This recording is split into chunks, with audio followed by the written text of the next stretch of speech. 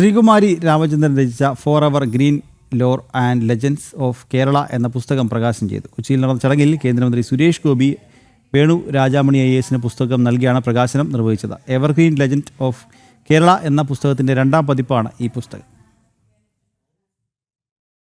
കേരള ചരിത്രത്തിലെ നാഴികക്കല്ലുകൾ കോർത്തിണക്കിയതാണ് forever green lore and legends of Kerala. അധികമാരും അറിയാത്ത കേരള ചരിത്രം പുസ്തകം അടയാളപ്പെടുത്തുന്നു.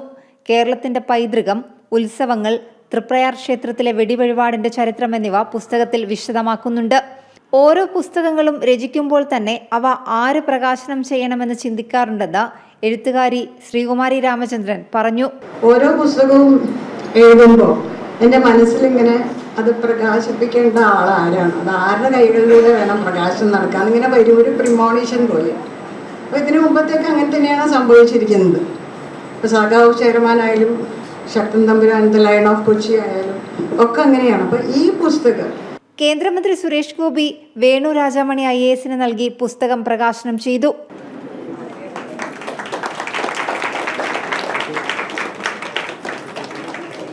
കേരളത്തിന്റെ സാംസ്കാരിക മൂല്യങ്ങൾ ഒട്ടും ചോരാതെയാണ് ശ്രീകുമാരി രാമചന്ദ്രൻ രചന പൂർത്തീകരിച്ചിരിക്കുന്നതെന്ന് പുസ്തക പ്രകാശനം നിർവഹിച്ചുകൊണ്ട് കേന്ദ്രമന്ത്രി സുരേഷ് ഗോപി പറഞ്ഞു.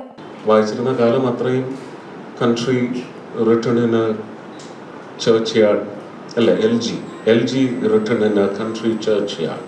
കീറ്റ്സ് ആയാലും മിൽട്ടൺ ആയാലും വേർഡ്സ്വർത്ത് ആയാലും ടെൻറ്റൺ ആബി ലൈൻസ് ഒക്കെയാണ് ഇപ്പോഴും ഹൃദയത്തിലും ഒരുപക്ഷെ പ്രായത്തിലുമൊക്കെ ഇപ്പോഴും ശക്തമായി അടിച്ചേൽപ്പിക്കുന്ന റൊമാൻറ്റിസിസം.